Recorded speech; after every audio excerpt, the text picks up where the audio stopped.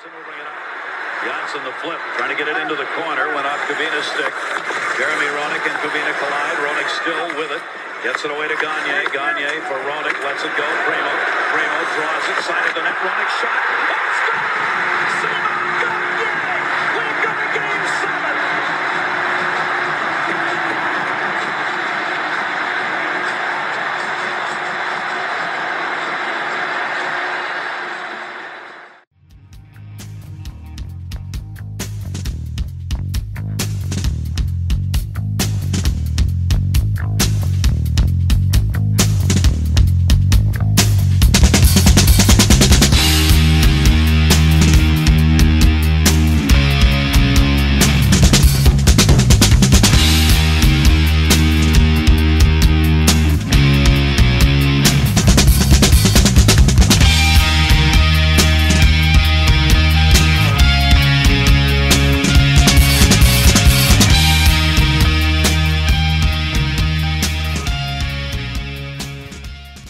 Hey, everybody, it's Isaiah, just reminding you about Jim's South Street, 400 South Street in Philadelphia, PA. They're back. That's right. After the fire, they've returned.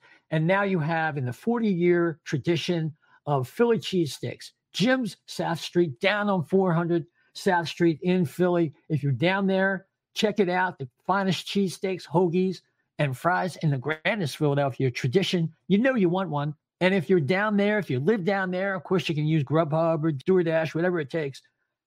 Jim South Street, 400 South Street in Philadelphia. They're back. Get one soon. Hey, everybody, it's Isaiah, and I'm here with Chef B, who's going to tell us about one of our sponsors here. Chef? Yeah, O&B Puckcast is now brought to you by Summit Public Adjusters.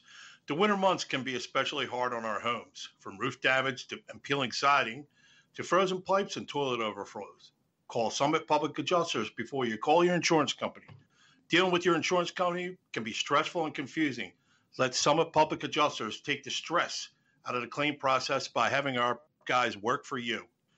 Get the most for your money and your repairs.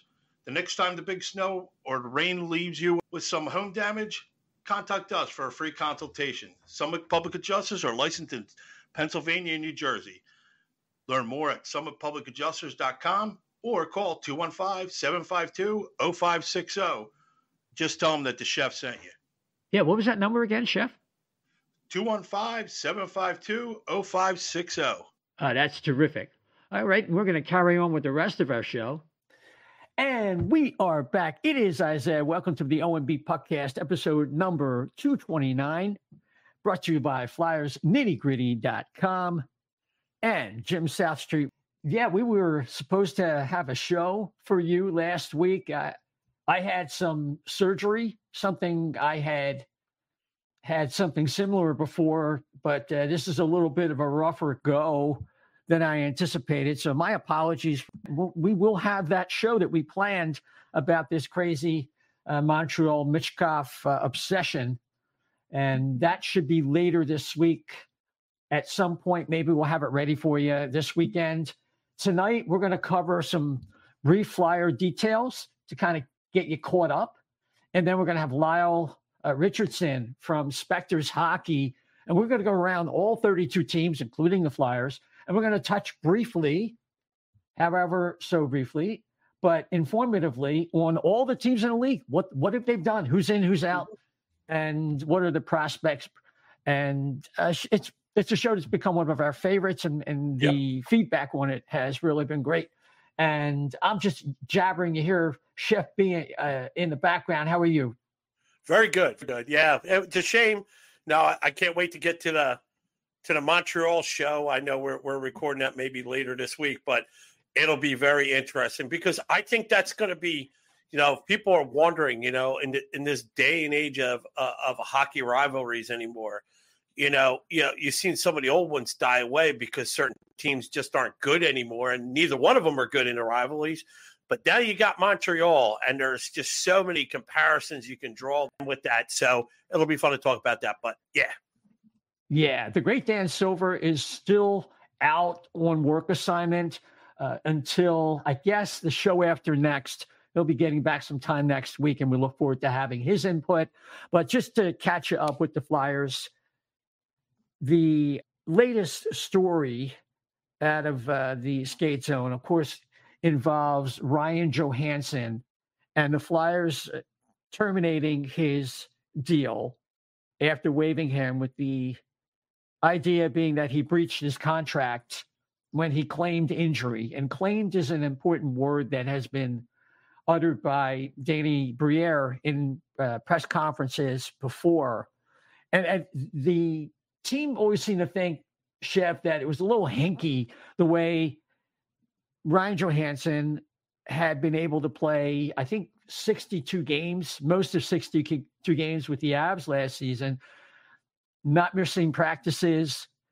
And then right when he gets traded, all of a sudden he has an injury and he can't play for the Flyers or the AHL Phantoms, where he was going to be demoted. And then it comes out, Elliot Friedman comes out with some interesting information about how a video came out of him at his wedding, where he's just really, yucking it up and seemingly unencumbered by the type of injury that would keep him out. Not that he doesn't have an injury. Surely you could, every hockey player who's played that long, was it 9 years for him or something like that? Around 10 there. years. Yeah.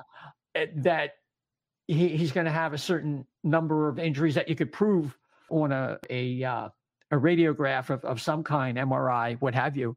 It was kind of like the straw that broke the camel's back with that. What's your feedback on that? From what you've heard? Well, all right. Obviously, you're going to get frustrated. It's like and all of us would. All of us would. If you're you're generally concerned about a player that you bring into your fold, and then you see the alternative stuff going on, and it also raises questions like it's a breach of trust, mostly, of everything. So, if you lied, you lied, and you got caught with your hand in a cookie jar. So if that is the case, then he should be let go. No problems. Well, the way it works is it is actually something that's arbitrated between the league and the Players Association. In other words, so the team goes to the league, and this would not have come to this point if the NHL itself was not sold on the fact that the Flyers had a case. So then Johansen goes to the Players Association with his agent, and they have 60 days to appeal, which shortly that has happened. And the way it probably is going to end up, listening to Anthony DeMarco today and Charlie O'Connor at PHLY, it generally is going to be some kind of settlement, because it could be embarrassing for one of the parties. And I would imagine the Flyers, to get the NHL, to get the league on board with this, probably have a really good case to make that Ryan Johansen exaggerated his claim. That not that he doesn't have an injury, but it was so debilitating that he had to just stop playing, on a dime the minute he got traded. It just doesn't wash. So what's probably going to happen eventually is they're going to probably settle this before it gets to arbitration. And the parties in negotiation will be the league and the Players Association, as I said. And what the Flyers are probably aiming for, knowing that they owe him $4 million, is to get, the buyout off the cap. The Flyers are just over the cap number right now. Even if they get $1 million in relief and say it's a $3 million settlement, the Flyers would be under the cap, and they wouldn't have to use Ryan Ellis's, LTIR salary and put that on LTIR to be cap compliant. So I think that's really, at the end of the day, because the Flyers had a case, I think this is where we're going to end up. We shall see. So that's that circumstance. Second thing, we're still waiting on Alexei Kolosov. He switched agents, and it sounds like they're going to be at loggerheads. It sounds like Dan Milstein, who has a lot of Russian clients, is the new agent for Alexei Kolosov. He wants to go one more year in the KHL at Dynamo Minsk and not go to the AHL. We talked in our last show about how he wasn't really comfortable, and the Flyers maybe could have done a better job there. I don't know. But until they officially report in the KHL for his KHL team, we don't know for sure. So we're in a holding pattern there. And that's that situation. Well, I have a source, and it's not with the team. It's actually overseas. And it's a very reliable source. And he's not coming this year. That's what I keep hearing. Okay. You know, they're trying to work something, but he doesn't want to come. I think it's a matter of being homesick and a couple other things. I don't necessarily think it was anything that the Flyers did, from what I was told, or anything over like that. But that's my thing, and I kind of tend to trust that, and I'll stick to that. But I can't really say anything more. I don't want to out my source. But yeah, he's not. Everything I hear, he's not coming this year. Okay. So we're going to let that ride for now until we get a definitive word, but I would not shock me if the information you're providing here turns out to be correct. Let's run some dates by you that are important, that are coming up, because we're closing in on the season. I mean, the opener is October 11th in Vancouver, and the Flyers play the next night in Calgary. So they go back to back. But before that, September 12th is when rookie camp starts in Voorhees. September 19th, they have their first on-ice day of training camp.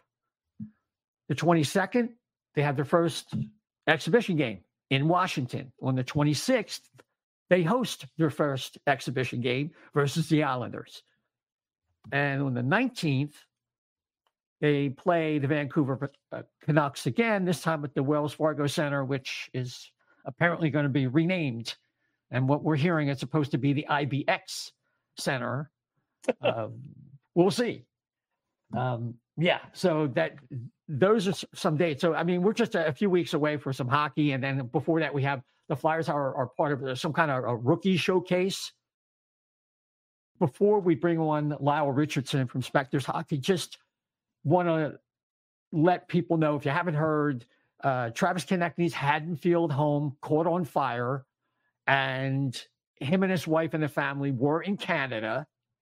They weren't home, but a couple stories of the house were really damaged, and a couple firefighters were mildly injured, but he's okay. It's a tough thing when your house burns, but at least Travis Konecny and family are safe, and it's a weird thing. You have to wonder. Yeah. Well, we know a good public adjuster. See our sponsor, TK Call. So if you need help with your fire at your house, we can help you out. Right? You work in Jersey too? Oh yeah, we're licensed in PA, Jersey, Delaware, a couple other states. We have guys that are good everywhere. So Summit Adjusters, just like the ad that you heard right before coming on. Hey, without any further ado, we got with us here from SpectorsHockey.net, Lyle Richardson. You can also find his work at The Guardian, Prince Edward Island, The Hockey News, Bleacher Report. Lyle, welcome aboard, man. Great to see you. Great to be back, guys. How was your summer? It's been interesting. I just got over some surgery. Oh, and it was a little bumpy, the ride along the way, but there's no such thing as really smooth surgery. No. I had something like this before, but this was different. But I guess because I'm older, that's what it is. We'll get older, but otherwise it's pretty good. A lot of projects going on here down in Florida. How about yourself? The first half of the summer, busy, and then of course with free agency and everything else that was going on, and then things kind of got quiet for a while there until I was enjoying the summer, and then last week it got busy again. So a whole bunch of trades. So I mean, good for the revenue though. Can't complain about that. So I could see that. I mean, if you're not following Lyle at SpectorsHockey.net and at Spector's Hockey on X. You're just crazy, because if you want probably the best single aggregator of information, just pulling out all the info from every source and the top sources, you just go to Spector's Hockey and you got it made. So, I mean, with that in mind, Lyle, we're going to do what we've done the last few years, and we're going to go around the league. Yep. And not too in depth, because we ran into a problem last year. But we got real philosophical about every team, and then hey, wait a minute. 2 hours went by, and oh my God, I'm late. Yeah, I'm late. The Lord of the Rings extended edition was shorter than our show last year. Yeah, it was a bit of a dissertation. Well, I think Nashville could no, but so what we're going to do that the same format now. We are going to need your help a little bit with some of the latest additions. Some of the transactions like Line A and the offer sheet between Edmonton and St. Louis, and so if we miss it, just like hey, if you missed that, by the way, let us know. I'll try and stay on top of things as much as possible. Some of this I'm going by memory too. I'm getting older too, so it slips a bit. It slips a bit. I can remember episode 5, season 3 of South Park, but do you think I can remember that trade that happened 2 weeks ago? Probably not. Okay, so we are going to start our trip around the league with the Pacific Division, and Chef, you're going to take the Pacific. Then I'm going to go to the Atlantic. Then we'll go to the Central, and then we'll end up in the Metro, and we'll have a good time. We'll end up with the Philadelphia Flyers. Go ahead, Chef. You go.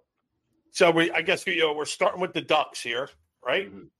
So talk about a step back. I mean, in my opinion, anyway, they got a lot of young talent, and obviously the Gauthier thing, but we're not going to talk about that anymore in Philadelphia. But I want to see how this all plays out. It seems like it's like let's throw enough guys together that have some talent and see how it works out. But this seems to be a club without direction right now. Well, they have direction, Chef, but the direction is still in the middle of Pat Verbeek's rebuild, and they've got a lot of good young talent. A lot she's promising young talent for sure. And I'd say the biggest thing they were noteworthy for was taking Beckett Sinecki. I think it was second or third overall, trying to recall now the top of my head, overall in the draft when everybody was expecting him to grab Demidov, which fell to Montreal, and all us Habs fans went, hooray! But they're still rebuilding. But they're still really a rebuilding team. They didn't make any big splashes in free agency. They didn't make any really notable trades. So I think Pat Verbeek wants to kind of see how things are going to gel with these guys this year. There was a lot of talk, you would recall, of Trevor Zegras maybe getting traded, but that never materialized again. And that's why I think, again, Verbeek really wants to kind of see how the kids are going to gel moving forward here. I think if obviously nobody's expecting them to be a playoff contender this year, but if they don't show any real significant improvement, maybe we start to see Verbeek make some moves over the course of the season to shake things up. Okay, excellent. So Calgary, the Flames, it seems to be flaming out. They seem to be a franchise in decline, but I think if they're going to stick to a plan, it seems like they have a plan. And they could turn it around. Maybe they can get it turned around in 2-3 years. I mean, they seem to have an idea of where they want to go. I just think the hardest part for them is going to be able to get there. I think Calgary's a great hockey town. They expect a little bit more, and especially with that little bit of run they had in the last 3 years, they thought they were on the cusp, and now the bottom dropped out for them. So what do you think? What can we expect out of Calgary? Yeah, they're going to be interesting, Chef. They're not so much rebuilding as retooling or attempting to retool the roster. I mean, now you look at all the trades they made last season. I mean, they gave up a lot of core veteran guys. You're talking Noah Hannafin, Chris Tanev, Elias Lindholm, Nikita Zadorov, and of course their goaltender Jacob Markstrom. Most people would look at that and say, okay, that's a rebuild. But Craig Conroy, their general manager, he's trying to retool things on the fly. Because he's still got some veteran guys there, Nazem Kadri and Jonathan Huberdeau. But he's also got some promising young players as well. Like Connor Zary is one. You look at their young goaltender, Dustin Wolf. They're going to be expecting a lot from him. So again, this is another case of a general manager he's trying to retool a bit. He's going to try and evaluate how his roster performs this season, because even with all the moves they made last year, surprisingly, they didn't really fall out of playoff contention until about the last month of the season, despite all that upheaval. So they're trying to work the kids into the lineup, try to see how things go with them and how well they mesh with the veterans remaining. and take it from there. But yeah, it's going to be interesting to see. They're either going to continue to retool, or if things just get worse, then yeah, you'll start to see them try and maybe peddle some more veterans. Maybe like a defenseman like Rasmus Andersson might end up on the trade block by the trade deadline. Cool. Excellent. So the Oilers, I have it in my notes. This is their year, I think. They've made some improvements with Skinner, a couple others. I think this is who ends up out of the West for the Cup. I mean, I think they've made the necessary changes that have held them back in the past. I just think, and correct me if I'm wrong, I think this is your forerunner for the Lord Stanley's Cup this year. They're definitely a favorite, Jeff. They have to be. I mean, you don't come to within like one period in Game 7 of winning the Stanley Cup and not be able to come back again with what they got. And you're right. I mean, they brought in guys like Jeff Skinner. They brought in Victor Arvidsson. They kept that fantastic checking line of Adam Henrique, Matthias Janmark, and Connor Brown together. I mean, those guys were dynamite for them in the playoffs.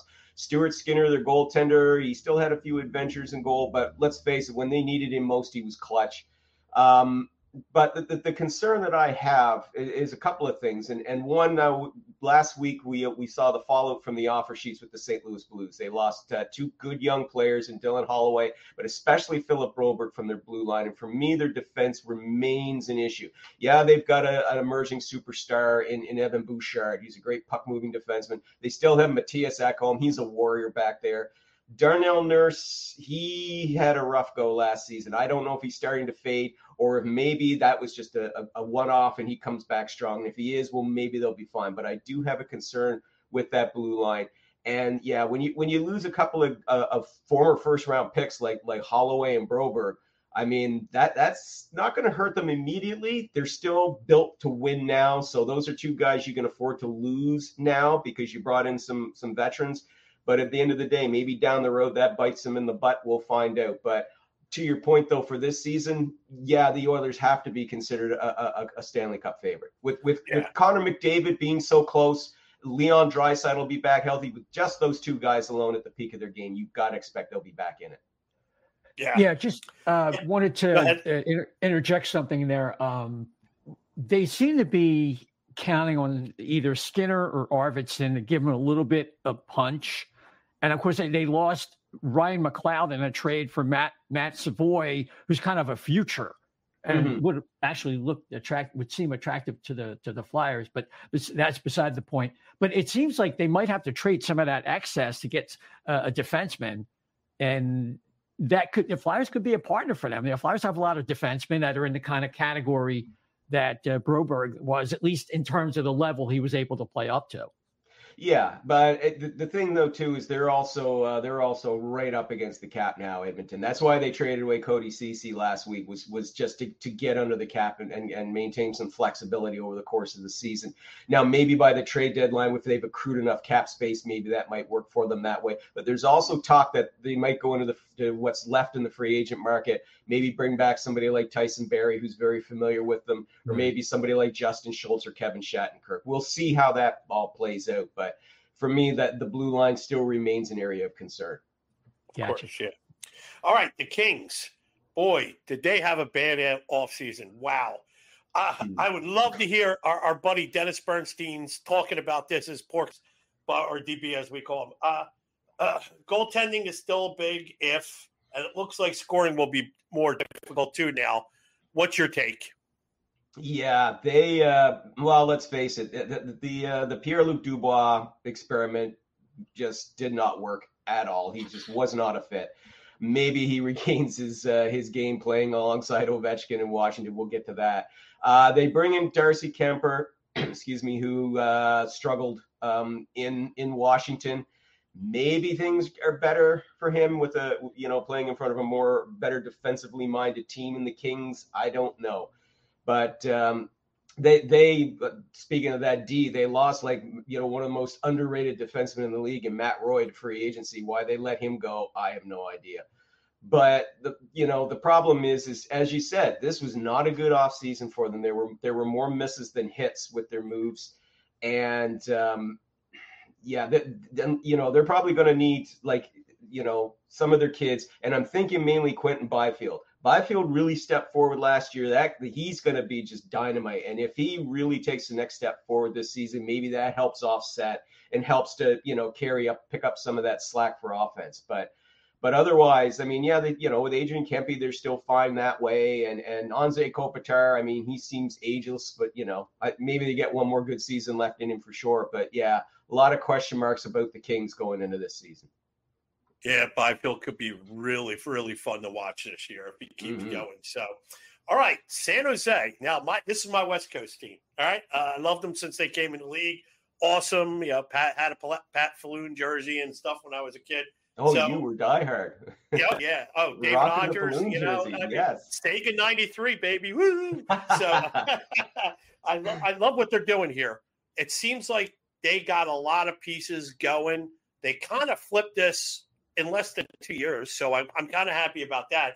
But right now, I think they learned a lesson from what happened last year about with watching Chicago with Connor Bedard.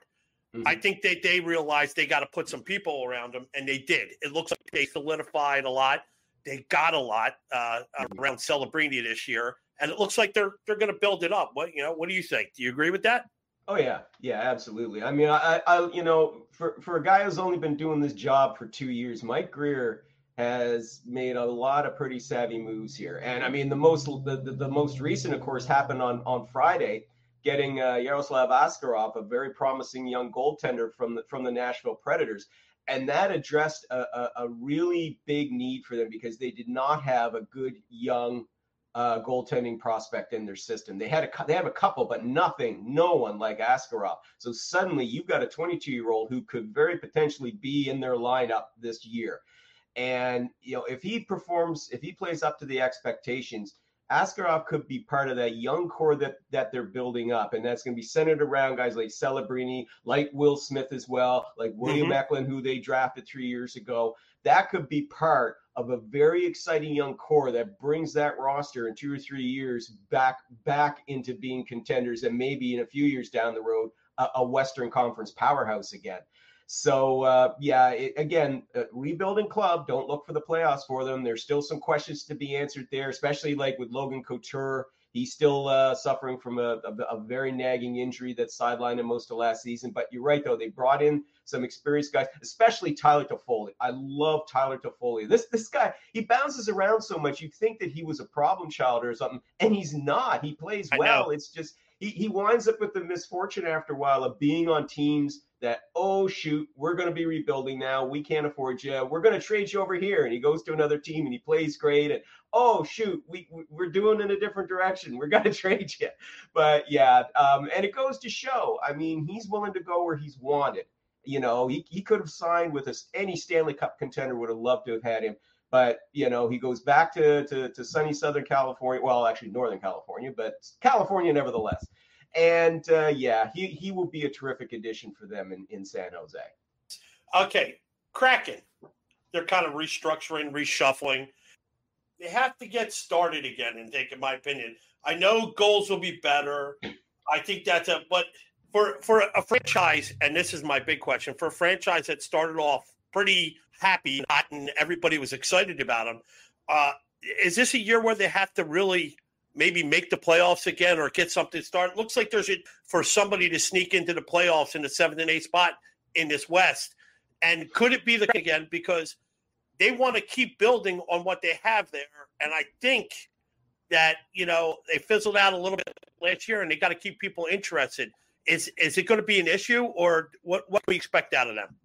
I definitely think that they're aiming to be, if not a playoff contender, at least competitive. Last year was a big disappointment, but that was to be expected because they let 3 of their leading goal scorers walk away via free agency, and that's what did them in last year. They went from being, I believe it was in the top 5 in scoring in 2022-23, and then last year they were down in the bottom 10. That says all you need to know. Defensively, they were still pretty solid, but they just couldn't score. So they've tried to address that. They brought in Chandler Stevenson from Vegas. They brought in a highly skilled puck moving defenseman in Brandon Montour from Florida. So that should help, at least in the short term. But you can make the argument too that those moves are normally made by teams that are going for it, right? And the Kraken are far, far from going for it.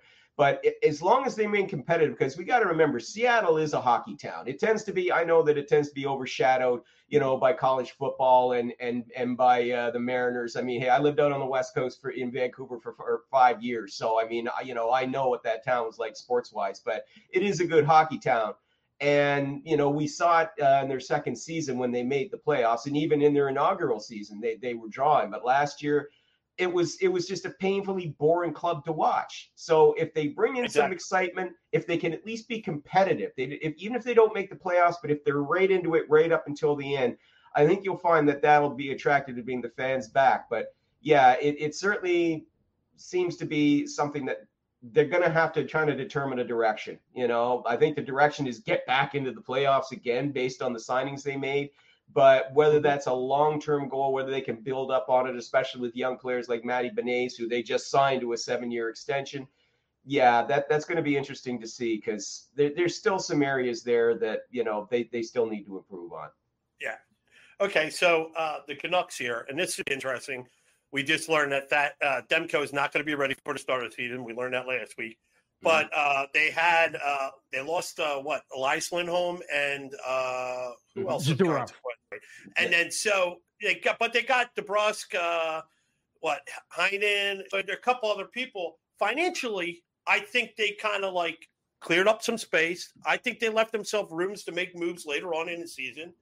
And they made the hard decisions this year, but I think it could pay dividends for them at the trade deadline. And maybe let's just say March, when you're looking to pick up people to help you get to that next step. Now, Vancouver could be one of those 7 or teams in the spot, the last spot or something like that. I think they really could if they're smart, they can make that difference this year. Yeah, well, they were among the top 4 in the Western Conference last season, and I don't think that was a fluke. I think what you were seeing is a team that had been rebuilding, going through growing pains, and it finally came together for them last season. There is Demko's situation is a concern.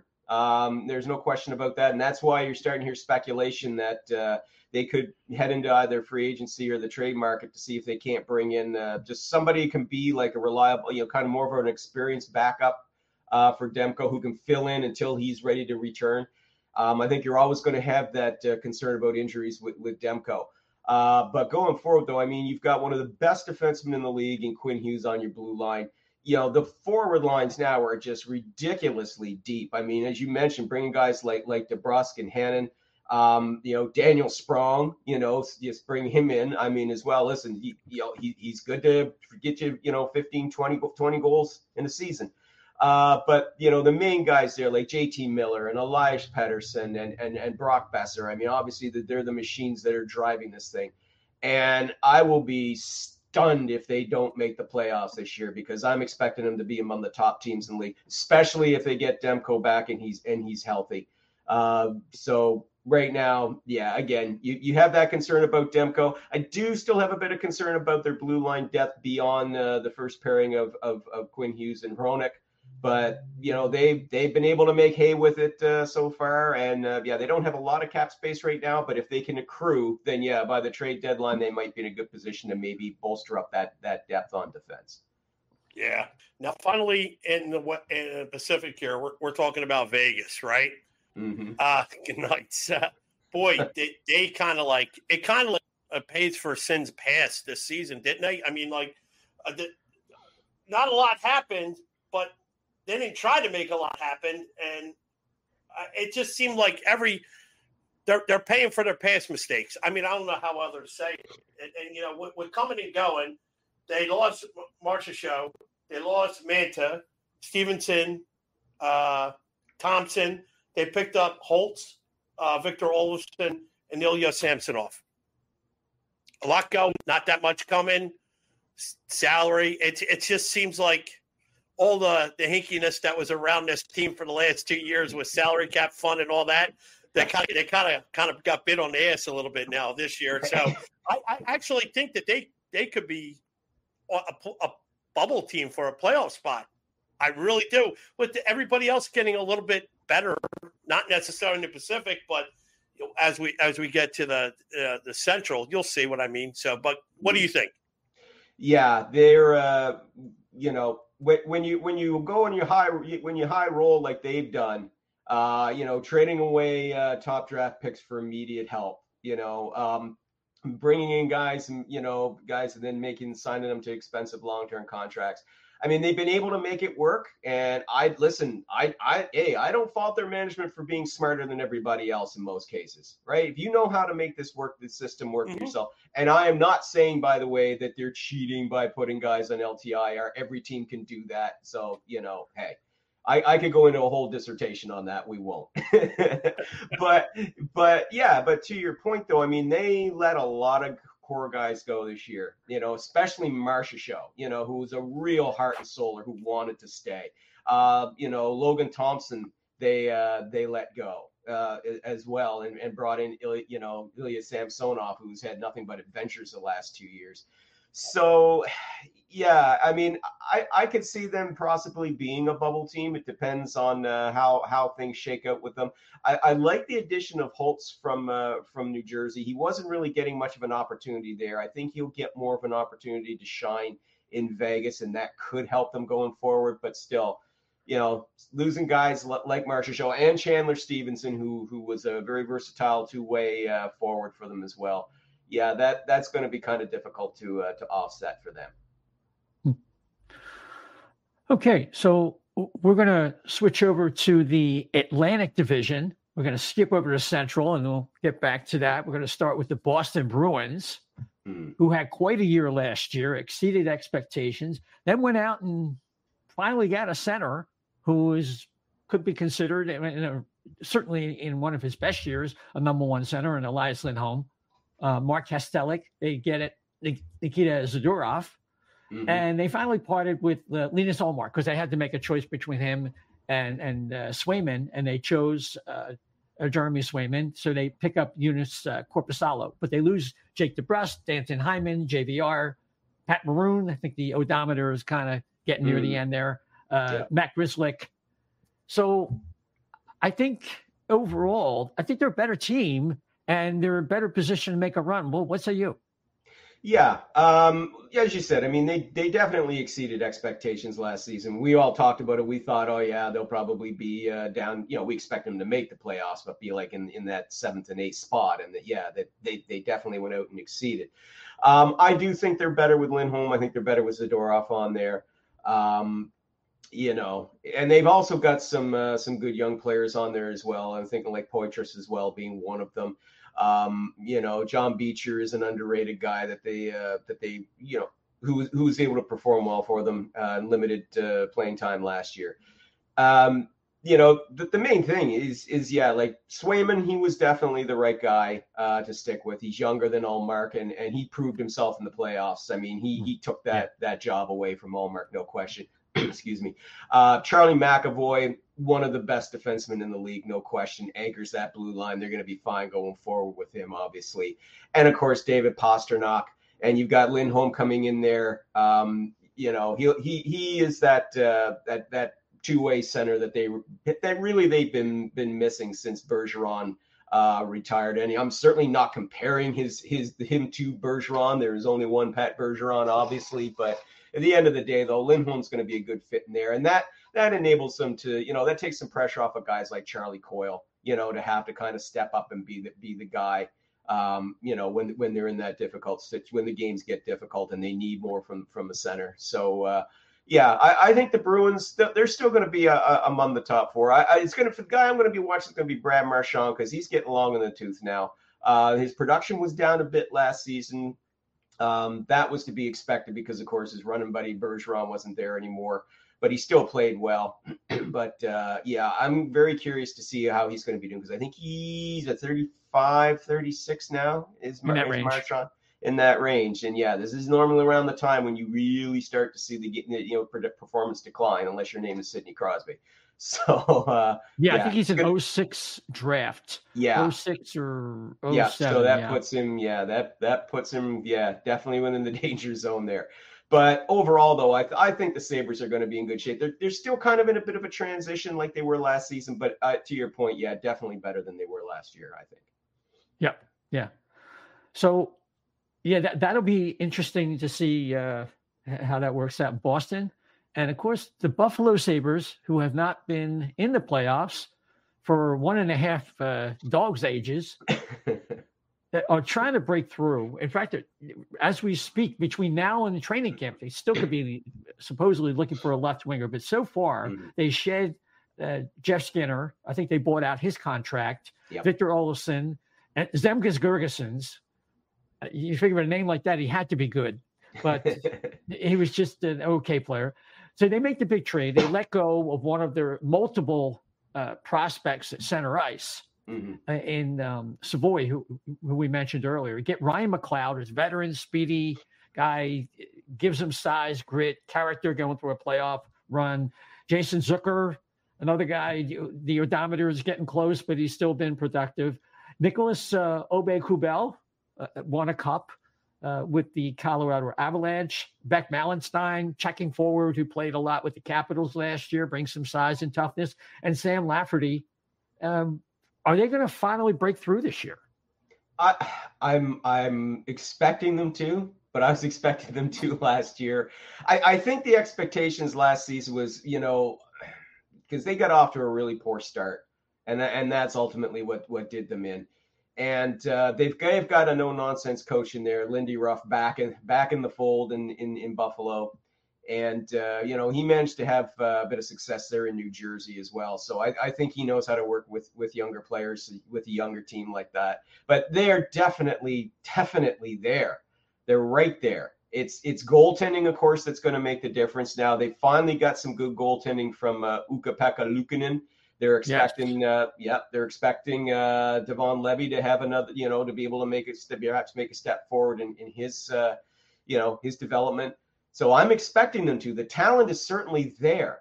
If Lindy Ruff can finally get this put together, and if they get consistently good goaltending, there's no reason why they can't, make it. If they go off the rails again this season, then there's going to be more heads rolling again, because it really that playoff drought is getting ridiculous. So yeah, they've got the talent. It's there. It's just, can they finally put it all together?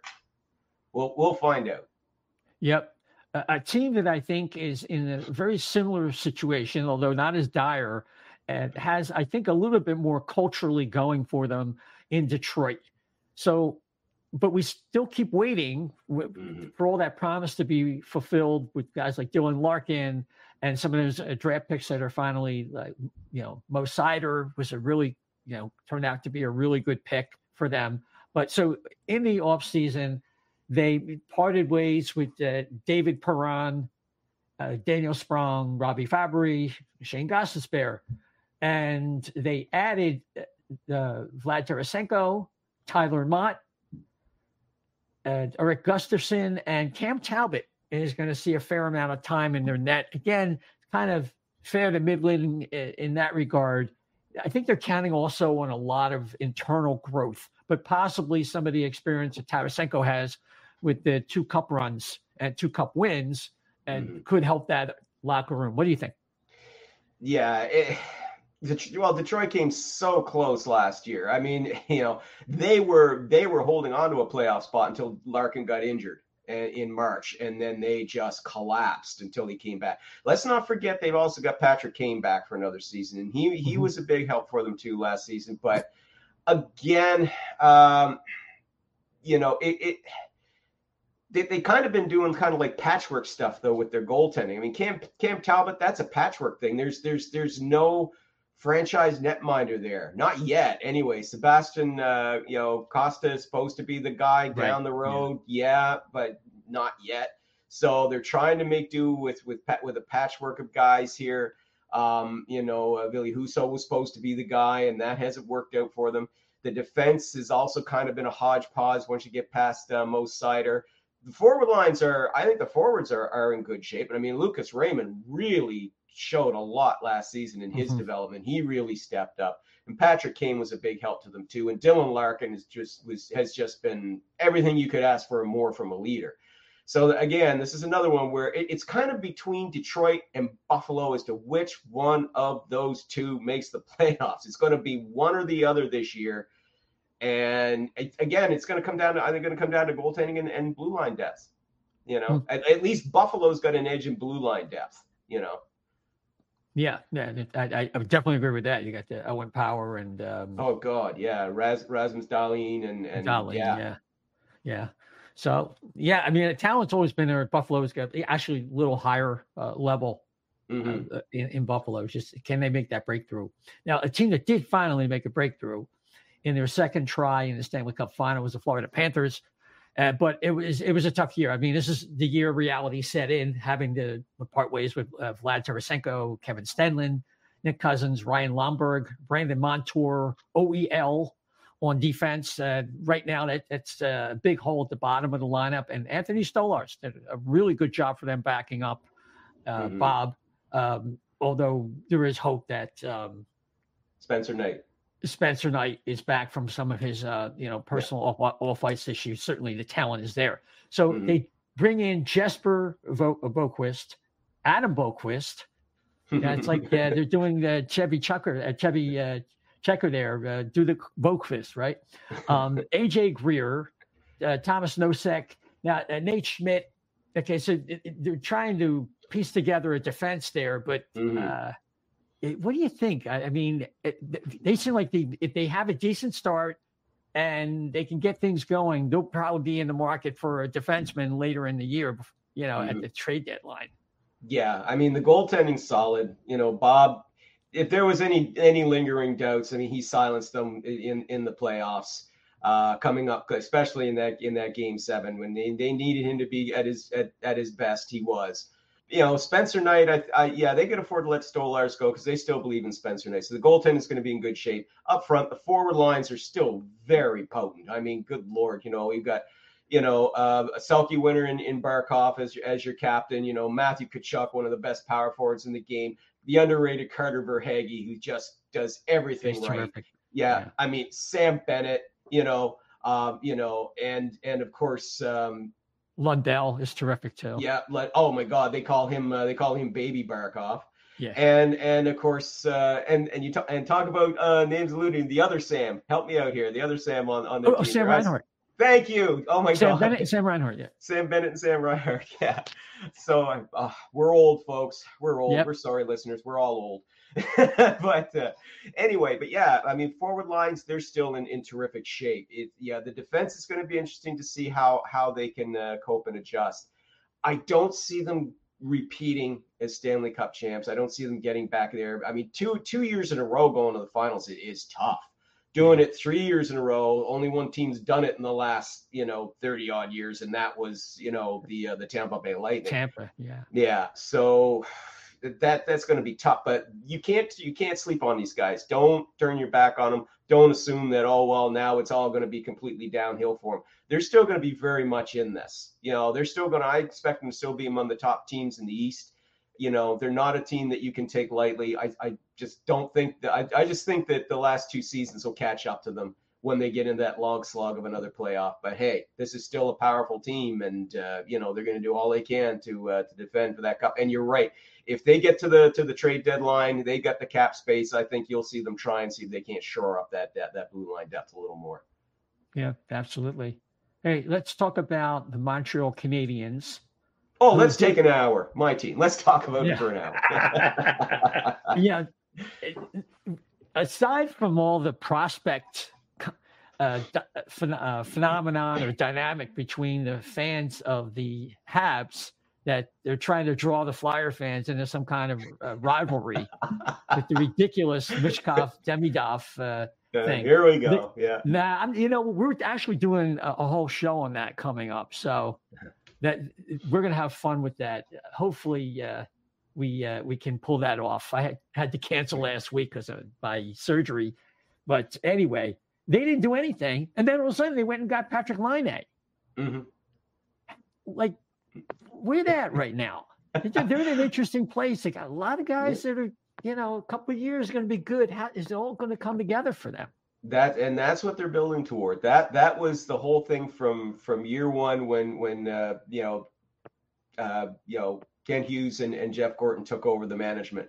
and they brought in Marty St. Louis. It was like, we are going to rebuild this thing from the ground up, and they are. And at the same time, they're not afraid of doing reclamation projects. They worked wonders with Sean Monahan. Turned his career around when that was looked to be on the scrap heap. And now, they're rolling even the dice even bigger by going after Patrick Laine, who, if he's healthy and they let him play his game, the next 2 seasons, he could really, be a very productive forward again. And especially for Montreal, because they needed that scoring. And it just goes to show Ken Hughes, he's one of the most patient general managers in the league because he can afford to be. He's stockpiling with young players. The fans in Montreal are being very patient with this rebuild because they like the direction it's going in. So he can afford to sit back and go, I'll make you an offer for this. Oh, you're not willing to meet that price? Call me when you're ready. He's not desperate. So that works in his situation right now, which is why he was able to get Laine. But it's still about staying the course. It's still about, he wanted to help out his young players. He wanted to help out that first line, especially of Nick Suzuki and Cole Caulfield and Juraj Slafkovsky, because they carried a lot of that offense last year and they needed that depth. So you get a healthy Kirby Dach in the lineup this year, and a healthy Alex Newhook and Laine on that second line, or maybe you put Laine up on the top line, move Slafkovsky down with Kirby Dach, because those two had terrific chemistry at the start of last season until Dach got injured. So you could work that either way. And the emergence of Slafkovsky, that's the thing that's giving Canadian fans hope, is seeing his development. And with all these kids coming in and having a kid like Demidov that fell into their lap at the 5th overall pick, Montreal's not going to be a playoff contender this year, but the expectation is we want to see improvement. Okay. And, yes, it's been fine finishing in the bottom 5 and being able to get top 5 picks all the time, but now we want to see improvement. We want to see a team that's competitive, that's going to at least be in the hunt for a playoff berth at the very least, or at least show the signs of progress that you're going to be within a year, within another year.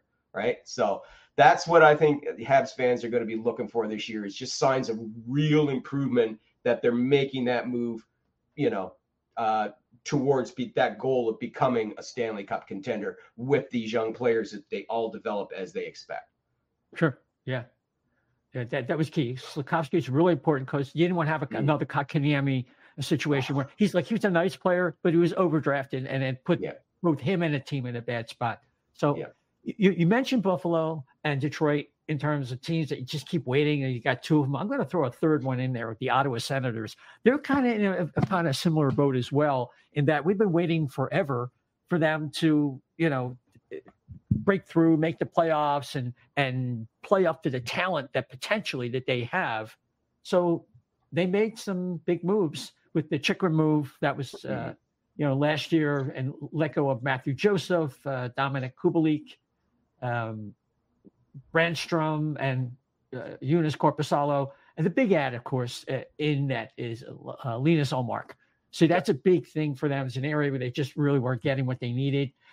Hopefully it'll work out if the structure in front of them works out. They also got David Perron, who's a really good culture guy, Mike Amadio, Noah Gregor, Nick Jensen, pretty solid, but third pair defenseman. So this is what they're doing right now.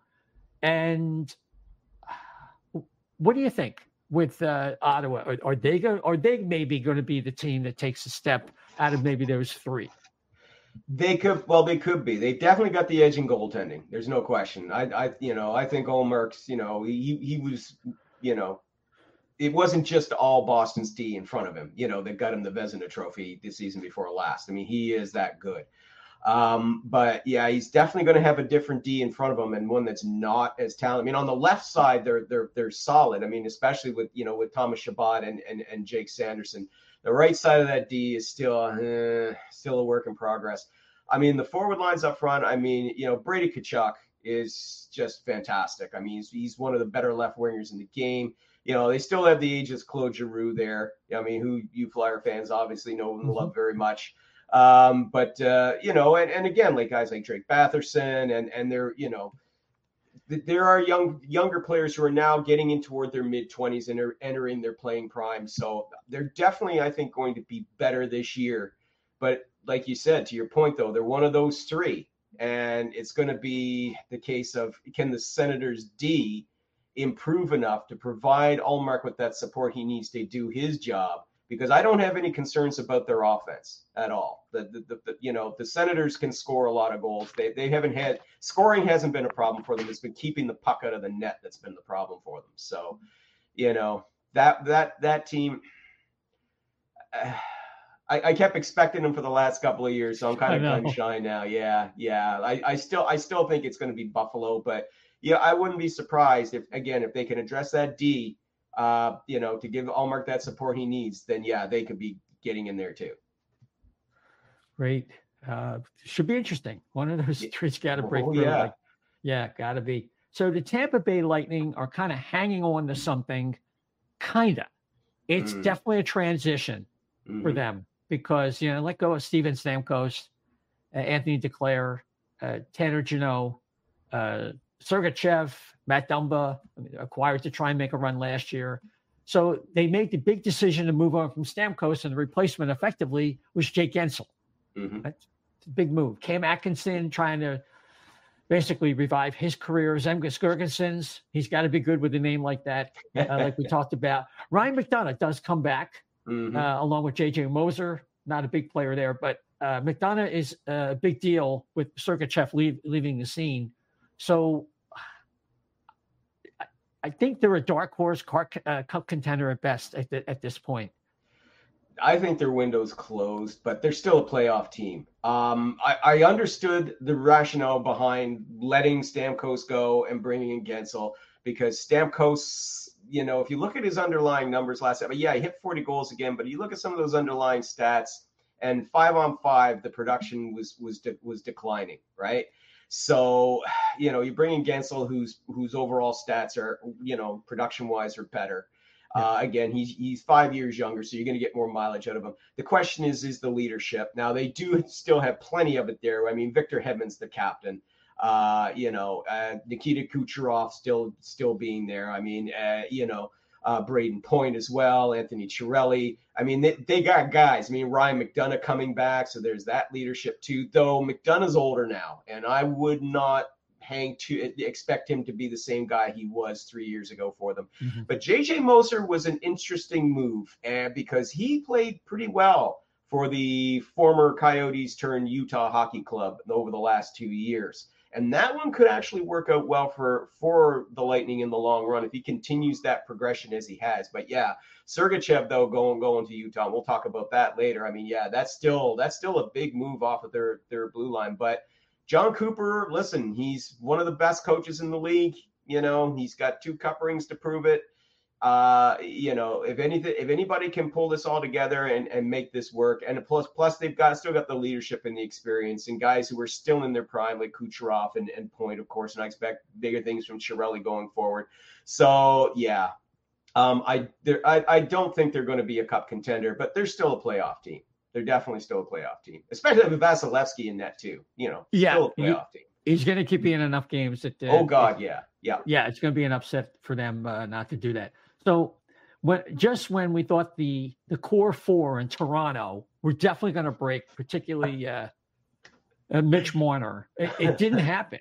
The Maple Leafs have decided that we're sticking with this, and we're going to actually concentrate on shoring up our defense. We're going to bring in Chris Tanev, Oliver Ekman-Larsson. Then we're going to do a little bit more. We're going to improve on what we had over Ilya Samsonov, bringing Anthony Stolarz, hopefully even behind that defense, improved as it may be.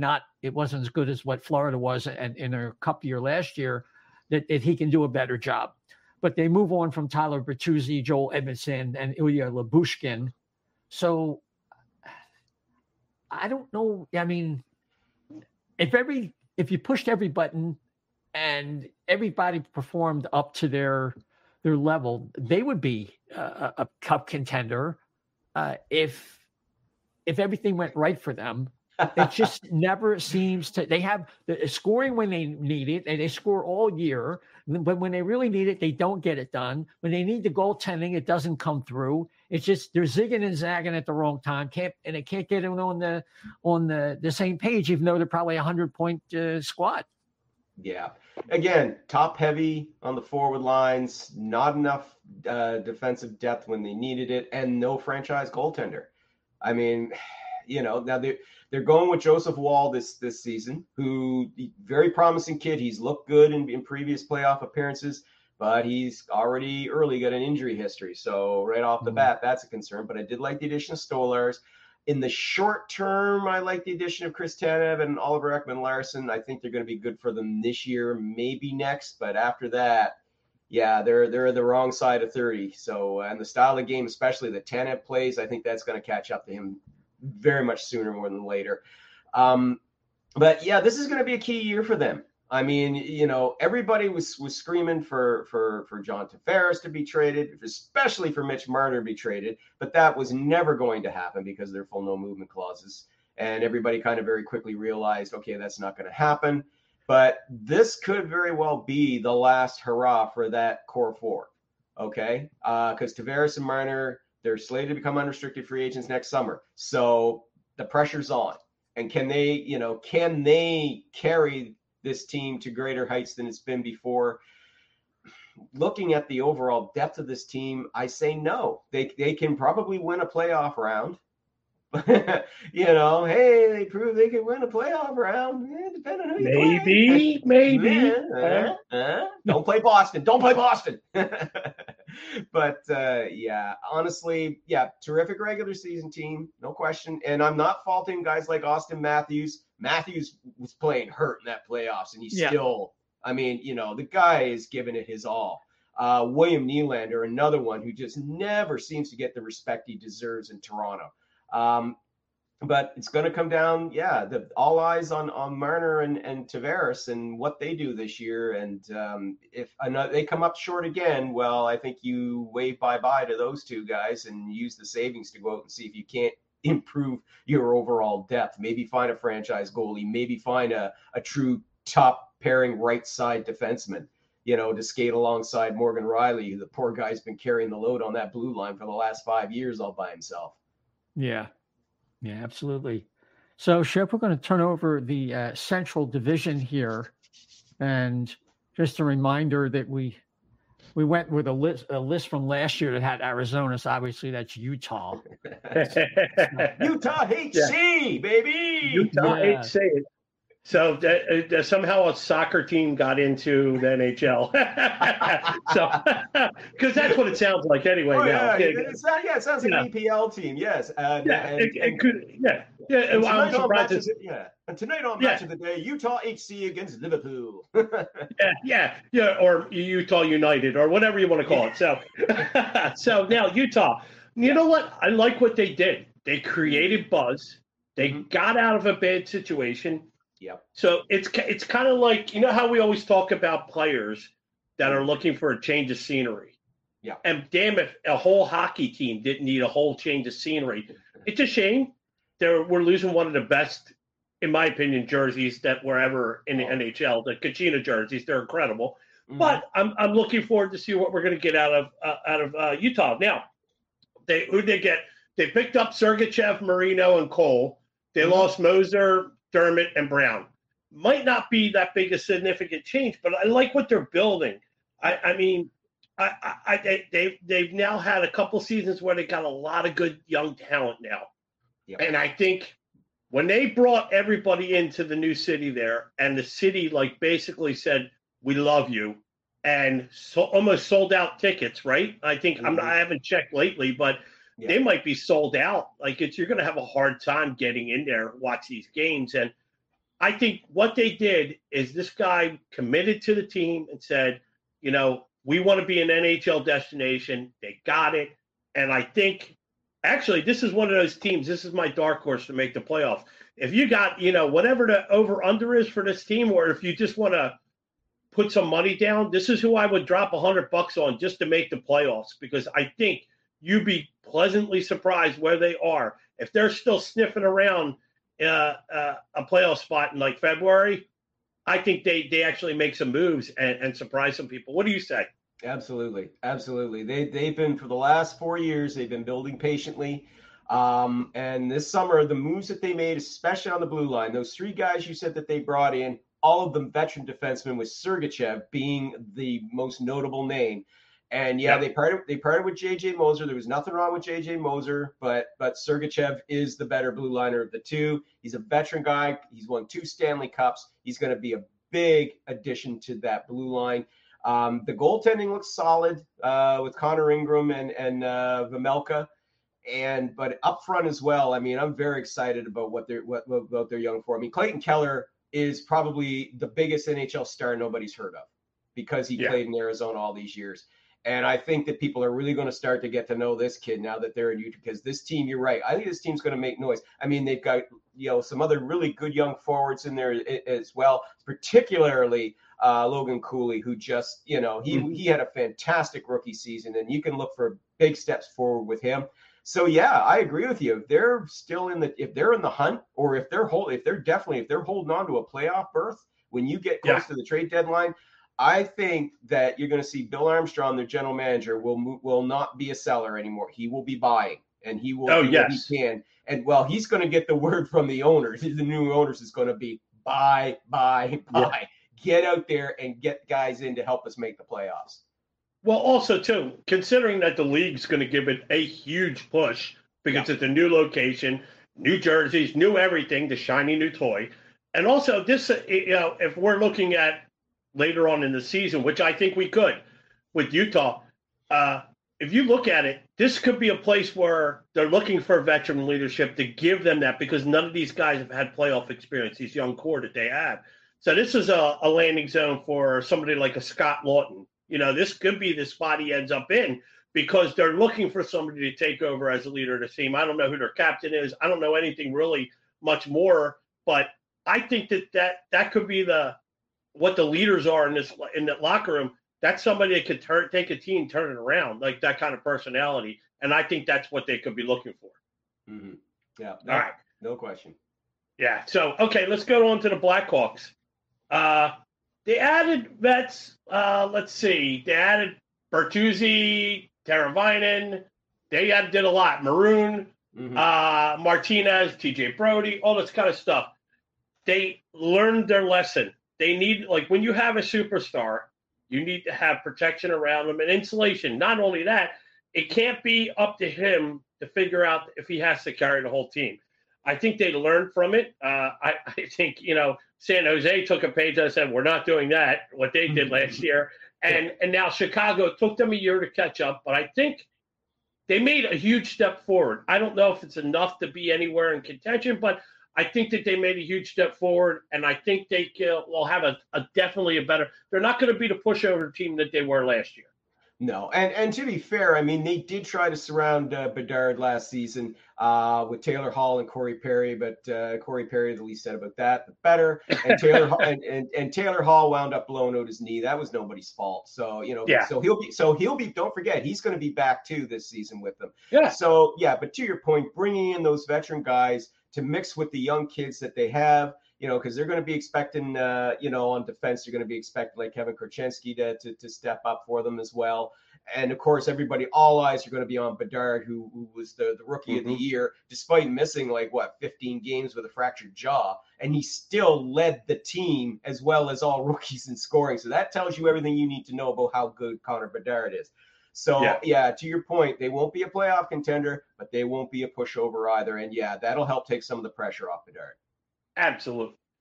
So that brings us to the Colorado Avalanche.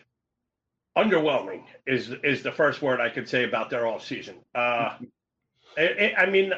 there's not much happening. I mean, there's not really much to talk about. Even the people that came, they lost Sean Walker. That's a name that Philadelphia fans are, and Parise. And they lost Colangio. They lost guys that have some name, but they didn't really bring anything in of consequence. I know what they have. Everybody knows what they had. They were a borderline they're knocking on the door. I think they'll still knock on the door for the conference. I don't know what, it's all going to play out and what happens in the long stretch, but really, there's not much to get excited about if you're an Avalanche fan, but you're getting the same old almost. And I don't know, it's kind of boring. Vanilla.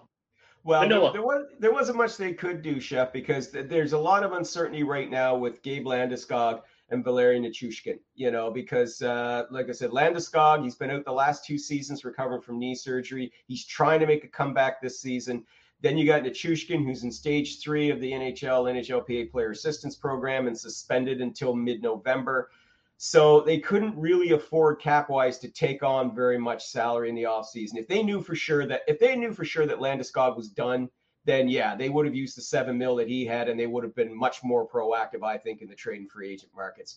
So for now, I mean, listen, if Landeskog can come back and play well, if Nichushkin, here's hoping he can overcome his demons, that he's able to get the help that he needs and can come back and continue to be a productive player for them, then they'll be fine. I mean, yeah, they won't have the depth, to your point. They won't have the depth that they had when they won the Cup, back in 2022. But they'll still be a dangerous team. They'll still be right up there in the top 4 of the conference. I mean, come on, when Nathan McKinnon and Mikko Rantanen and guys like that. I mean, they're obviously, and especially Cale Makar on defense, they're obviously going to be very much in the equation. It's just, I don't see them being a Cup contender, but definitely still top 4 team in the conference, I think. Yeah. So speaking of Cup contenders, this was my pick to win the Cup last year. Dallas Stars. Now, they got Blackwell, Dumba, Smith, Lyubushkin, DeSmith. They did lose Pavelski. I mean, but, that was about to catch up anyway. Tanev, Suter, Wedgwood.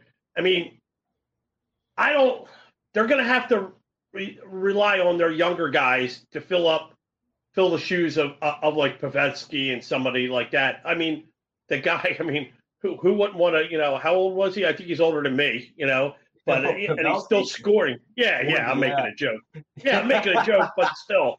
I mean, the guy, I would have loved to have him as a third line center, scoring 29 goals this season, I mean, it's incredible. And you get that leadership. He was a captain for so long, and he's just a great player. But I still think they have a real good chance. Did you hear that car go by? So, yeah, really good chance there this year again to come up there. But what I'm worried about mostly is you're swapping out Dumba for Tanev, and that's not an equal trade. That's not even close. So Dumba, I know in Flyers land, a lot of people wanted him a couple years ago, but I don't see the shine to that. So I just think that they're going to struggle a little bit for, on defense, and maybe not score as many goals as they did last year unless these young guys can pick up. But I still think that they are a Cup contender still, and I think they have a good chance of getting to the conference finals again at least. Oh yeah, well, I see them as a Stanley Cup finalist this year. They're among my Cup contenders. You've got one of the best goalies in the league in Joel Ottinger. I mean, granted, yes, he has had some consistency, kind of can be a bit of an issue at times, but when he's on his game, few are better than he is. Miro Heiskanen is this guy should be a Norris contender every damn year. I mean, he's that good. But up front, I mean, it's an embarrassment of riches up front. I mean, you got, Jamie Benn and Tyler Seguin. I mean, yes, veterans getting long in the tooth, but still able to bring it. But you've got guys like Rupe Heinz, who's in, the prime of his career. You got Jason Robertson coming into his playing prime, and you got young guys like Wyatt Johnston and, Logan Stankoven, who, he came in February and just blew everybody away. Like, the kid was fantastic. So forward wise, their forward line's among the deepest in the league. Even with Pavelski gone, they're still among the best in the league. The only concern I really have, Chef, with them is with their defense. And that's why they brought in guys like Dumba and Lyubushkin. They knew it was going to be an issue, and that's why they brought those guys in. But I still think that the depth of talent kind of drops off there. I mean, when you get past Heiskanen and past Esa Lindell, that's going to be something to watch. That's the only real cause for concern for me. But otherwise, again, it's one of those things that you're going to have to wait until we get to the trade deadline and see what moves that they make, because I think it's going to be the same sort of thing. Wait till you get to the trade deadline, see what's available, and see if you can't shore up that D like they tried to do last year and make a big push. Because I think they could, with the right pieces there on D, oh, yeah, there's not going to be anybody stopping them.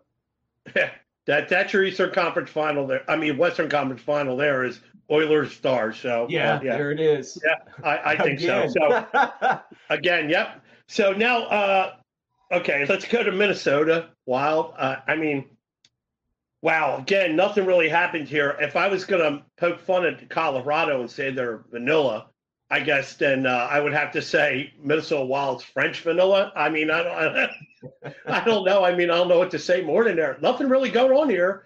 And, I mean, I'm sure if you look at it, Flyers teams can sympathize, especially with all the trades they have had with them over the years, that nothing got done either. So, I mean, there's not much to talk about.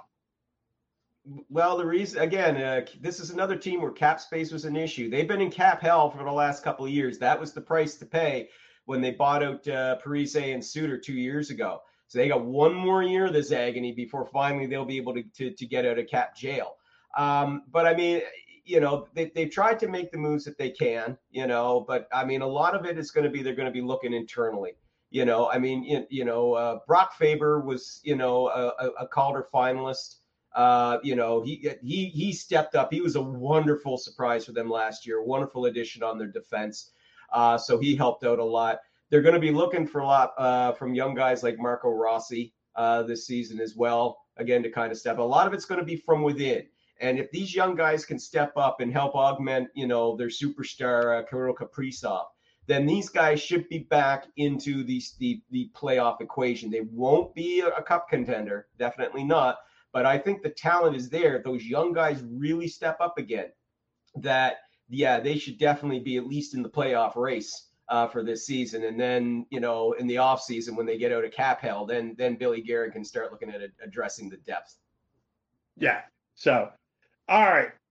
Preds, I really like what happened here. They were a team that's on a cusp. And if you're talking about the other teams in the conference that are going to be here at the end, it's going to go to 7 games with somebody here to get to Dallas and Edmonton in the Cup final. And I think this is going to be the main reason for it. So you got what they added: Steve Stamkos, Jonathan Marchessault, Scott Wedgwood, and then you got lost Zucker, Sherwood, McDonough, and Lankinen. They probably arguably won free agency, I guess, if anybody did. So if there's any knack on it, look at what everybody's saying about this team. So yeah, I mean, I think they're going to be a very, very fun team to watch. I think there's going to be a lot going on here. Mm-hmm. I think you're going to see like Stamkos in particular. He's he's a guy that's going to. I mean, he's starting kind of over again, and I think he wants the Lightning to say, hey, guess what? You should have kept me and all that. I think he's got something to prove. I think he's going to prove that he could do it with another team. And I'm looking forward to the Preds playing this season. I think it's going to be really fun hockey. Yeah, they're definitely going to be a team to watch. You're right. They won free agency hands down. No question. Yeah. No question. But winning free agency doesn't necessarily translate into a winning team. Ask the New York Rangers circa 1997 to 2003. Anyway, as we all know.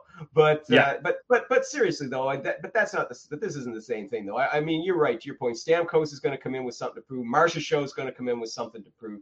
Brady Shea is going to be a terrific addition to that blue line. He's very an excellent all around defenseman for them.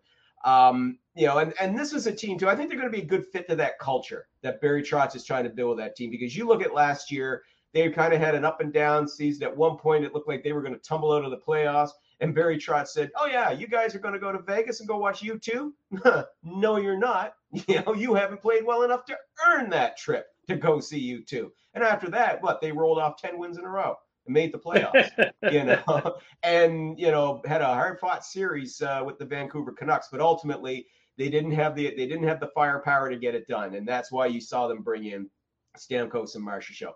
They're going to be fun to watch. They're going to be a team to keep an eye on, and it just goes to show. I mean, listen, my props is to Barry Trotz as general manager. I mean, yeah, he's not afraid to make bold moves, and this is definitely not. This is definitely not the Predators of old under his predecessor. This is now a team willing to spend, willing to invest, and wanting to, because the whole eye here is getting back into the Stanley Cup final. A place they haven't been now in 7 years, and they're hungry for that in Smashville. So yeah, they're willing to go and make it happen. Excellent. Now, the St. Louis Blues, in my opinion, won the offseason because they were able to ship Kevin Hayes off their roster, who's been a pariah everywhere he's been since the Flyers. So, I mean, they didn't really move a lot, but in my opinion, they won.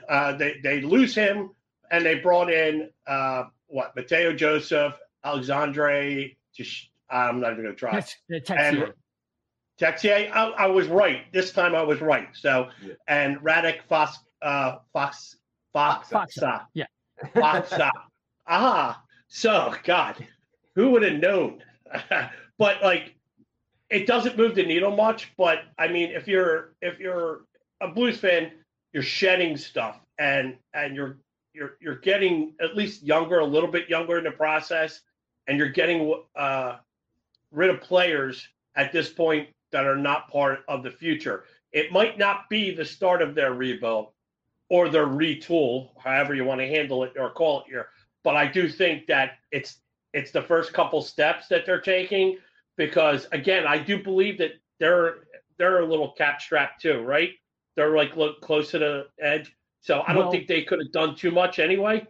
But they brought in those two. They did sign 2 offer sheets. And brought in Dylan Holloway and Philip Broberg. So that was like it was okay off season because some of those names, Texier. No, it's great. They got rid of Kevin Hayes. Kevin Hayes. That was big. Yeah. But bringing in Dylan Holloway and Philip Broberg, and even though they might have probably overpaid for Broberg, still. I think that's a clue for where St. Louis is at. What do you think? Yeah, and it's a move they had to make anyway on D, because Torrey Krug right now, his career is kind of up in the air right now. Oh yeah, his ankle. With the ankle condition. So if he's out for the season, then you got a guy bringing in a young guy like Broberg who's very hungry to establish himself in the NHL. That's a good addition. But Broberg and Holloway are going to be good additions with the younger players that they're using now. I mean, you look at Robert Thomas and Jordan Kyrou and the emergence of Jake Neighbors last season. I mean, these guys are the future. These guys is Doug Armstrong sees them as the core that he's going to build around for his next cup contender, And so you move out the older guys. Yeah, it's still, again, it's not a rebuild, it's a retool, because the Blues were in this. The Blues last year were in the playoff hunt right up until the last week of the season. So again, don't sleep on these guys. They're a bubble team, I'd say right now, but they can make it. So, and if Holloway and Broberg really, seize the moment and the opportunity here that they now got, oh yeah, this, they could surprise some people. Yes, absolutely. Okay, last in this division, the Jets. I don't know if they got enough to replace what they lost, but this is a team I've liked now for the last couple seasons. I think they're exciting. They are fun to watch. I can't deny that.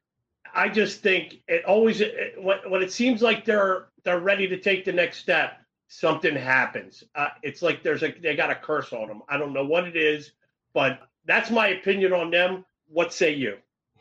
Yeah. The curse is the curse of the Coyotes. The old Jets. Curse them. We curse you. Listen, they are an exciting team, and I mean they surprised everybody last fall by re-signing Connor Hellebuyck and Mark Scheifele when everybody thought that this past season was going to be their last one. They kept those guys. They've got a reliable scoring star in Kyle Connor. Josh Morrissey is a blue line staple, and they're looking at a kid like Cole Perfetti being ready to step up. And of course, they still have Nick Ehlers there as well. He was a guy who was part of trade rumors this summer, but ultimately, they decided to keep him around. They made a coaching change. Rick Bowness is retired, and Scott Arniel is taking over, and he's going to put more of a focus on their younger players as well. The thing is, like, I really like the Jets, and over the last 2 seasons, it's like they had the talent to go deep in the playoffs, but they just disappointed. every time. That you want to talk about underachieving. I mean, we chuckle a bit and point fingers and kind of chuckle a bit at the Leafs' expense for being, monsters in the regular season and kittens in the offseason, or in the postseason rather. Well, the Jets are the same thing. And I'm really curious to see if maybe that coaching change and maybe getting more of their young kids, giving them more of an opportunity to take on larger roles, if that doesn't help finally get them over the hump, because the talent is certainly there. They just disappoint for whatever reason when they reach the playoffs. Yeah, I think the biggest news for them recently, of course, was the prospect switch for Rutger McGroarty for Brandon Yeager. And it was a tough situation for Winnipeg. And I think in Yeager, they get approximate value there, which is good news for them. And they get a center because McGroarty was a winger and Yeager's a center. And that's a position, again, they're trying to think long-term down the road here. I mean, yes, Scheifele's with them for another 6 years or so or whatever, but at some point you're looking at Perfetti maybe taking over from him, and you're going to need, you're going to want to have somebody like Yeager, who's 19 and who's been ripping it up in the Western Hockey League the last 2 seasons.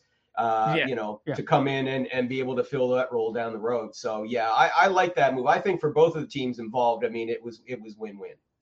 Yeah, I think McGroarty's probably a little closer in terms of being NHL ready, just physical body and all that. But overall, the organizational need and everything else seem to align pretty well. So so we're going to get to the Metro Division, and I think you can guess where we're going to end up. But we're going to start out in Carolina with the Hurricanes, and just checking if anything has happened recently. You got to keep up with all the latest news. I know the Penguins have been busy, but from what we know, they cut ties with Jake Gensel. That's going to be a big loss.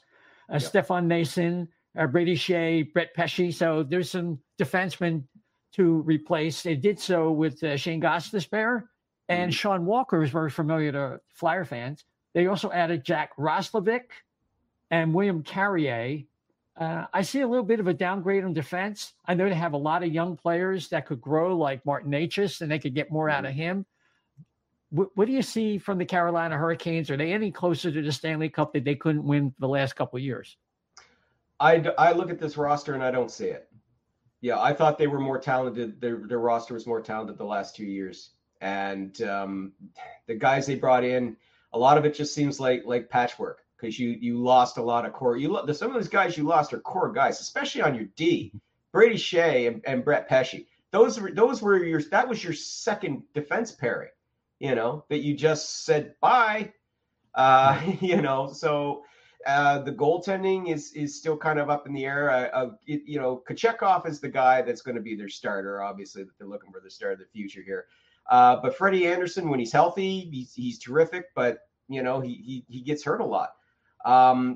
This is you got to figure, this is Brent Burns' final year on D. I mean, what are you going to get from him? You definitely kind of notice that he lost. I thought he lost a step last season, is what it looked like to me with Brent Burns, which isn't surprising because he's getting up there close to 40 now. It's hard to believe, but he's been in the league that long. They still have core guys like Sebastian Aho. And it just, I wish that I could look at this roster and what they've done and just say, yes, I could still see them being there. But, for doing the shakeup that they made, I'm not impressed with what they brought in as an improvement. Yeah, I can see that. It's getting them to be a little frustrating, Carolina, right now, because they had a very long build with Ron Francis, and he was pushed out, and it's Eric Tulsky's show now, so we'll see what we can do. They're probably going to take something in season to move the needle. Well, at least he kept give Tulsky credit. He kept Necas, so Necas was kept, and so he'll be able to help out guys like Aho and Svechnikov was the other forward I was trying to remember. With their offense. So Columbus Blue Jackets shed Patrick Laine and actually get a serviceable defenseman in Jordan Harris. Yep.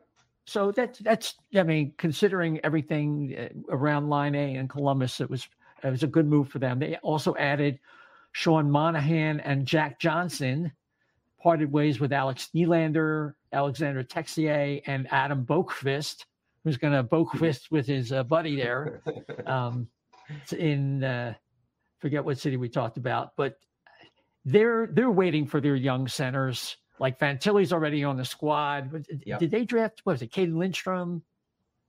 I think was yes. the guy. Caden Lindstrom was the guy they So, drafted. I mean, that's their future. Yeah. And they're kind of playing the waiting game. And, of course, they have some new management in there. So what do you project for them this coming season? I'm expecting improvement from them. Again, I don't see them as a playoff contender, but they're one of those clubs I expect that we should start to see some real improvement from them. Fantilli, this is going to be his sophomore season. He was having a good rookie year, and then he got sidelined by injury. And, of course, the whole team got walloped by injuries and underperformed last season. They bring in, a better coach in Dean Evison. You've got now it's Don Waddell's show there. And, I think you're going to see a different direction with that. I mean, yes, they're going to build around the younger players. But I also think, too, you look at when moving Line, part of the reason that they wanted to do when they moved him was they wanted to free up his contract. And the Canadians were the only team willing to take on the entire $8.7 million cap hit because they could.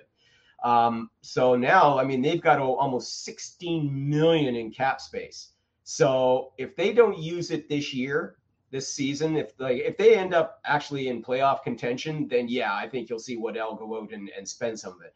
But I see him investing a lot of this cap space that he's going to have going forward into next summer. Next offseason is when you're going to see the Blue Jackets be real players in the trade and free agent market because they got the depth in prospects that they can draw, a prospect pool they can draw. Now, obviously, guys like Fantilli and Lindstrom aren't going anywhere, but there are other guys they could draw on if they want to use for trade bait. And they got draft picks that they can pull as well to bring in immediate help. So keep an eye on them. You talk about the Predators winning free agency this summer. It could be the Blue Jackets next summer. Interesting. So it brings us to the New Jersey Devils, and who many people think had, if not the best, maybe the second best offseason of all the teams. And this is a very young team on the come. They made a premature move a couple seasons ago. The big move, of course, seems to be the acquisition of Jakob Markstrom in goal. But they also added Stefan Nason, Thomas Tatar, Brett Pesce, Brendan Dillon. So there's a big upgrade on defense. And they shed Alexander Holtz, Thomas Nosek, John Marino, Kevin Ball, and Kaapo Kakkonen, the other goaltender. So they could be making a move this year that a lot of people thought, including myself, thought they were going to make last year. How do you size them up? Oh yeah, this is the bounce back year. I mean, last season they got walloped early by injuries. It didn't. Like Jack Hughes was hurt, and Hishar got hurt, and then of course the big one, they lost Dougie Hamilton for the season. But the big issue for them was goaltending. The goaltending was just awful last season. That was the main reason why they wound up, and ultimately that's why Lindy Ruff got fired. I really thought that was unfair. They made Lindy Ruff the scapegoat, but whatever, regardless. They've got Markstrom and Jake Allen as their goaltending duo, and I think that's a very solid tandem for them. And, as you mentioned, they shored up on the D. So, I don't think you're going to see any real issues there. But, I mean, Dougie Hamilton's going to be back healthy. Luke Hughes, we can expect more development and improvement from him as well. And, of course, you look at the forward lines. And, again, lots of firepower there. And I think good health going forward here, if they can avoid the injury bug. It's kind of difficult to do if you're an NHL team, to avoid that dreaded injury bug. But if most of those core guys can stay healthy, this is the bounce back year. I think we see them among the top teams in the Eastern Conference this year. Yeah, maybe make this time up semifinals or even more. Yeah, got some premier talent there. Oh yeah. So maybe one of the most boring teams over the last several years, the New York Islanders. Shed Cal Clutterbuck, Matt Martin, Anthony Duclair's hair. Now you missed that. Sorry, Isaiah, I couldn't help that. They add Anthony Duclair Sans, lots of hair. Yeah. And they still got a great goaltender. They still have Yes. I don't know. It's Matt Barzal and some big forwards that are aging out. Even their top pair of defense are now at this point. I don't see a lot for them to say that the future is bright with this team. No. Without a shakeup, and then that might come from the very top. That's how I read them. What do you say? Yeah, no, I mean, all kidding aside of it, I mean, yeah, Lou Lamoriello needed to kind of, he didn't need to tear it all down, but he needed to shake things up 2 years ago, and he didn't. He kept running it back, and he's running it back again. And okay, I mean, I'm glad for Anthony Duclair that he's bounced around a lot. And, I'm glad that, he got himself a 4-year contract with the Islanders. I'm sure he doesn't mind shedding his dreads and his beard that much, to finally have that kind of career stability going forward here. But, and he will help. He will help them offensively. But at the end of the day, all those points that you made, I mean, you're absolutely right. I mean, Pulock and Pelech, I mean, they're getting older. They're not the guys they were 4 years ago in the playoffs anymore. I mean, Noah Dobson, let's not forget, though, they got a good young puck. He's a good one. Dobson, absolutely. Alex Romanoff is still there, that they got from Montreal, and he's developing along fine. But, yeah, there really isn't a lot here to get excited about. I mean, Patrick Waugh came in and basically saved their season. But, now the fun really begins. He's got to do a full season of that. And listen, these guys are going to work hard. This is a Lou Lamoriello team, and they're going to work hard. But ultimately, I mean, you want to talk about vanilla, chef? Boy, howdy! Take a look at the New York Islanders. They're inventing a whole new blend of vanilla. Extra. Yeah.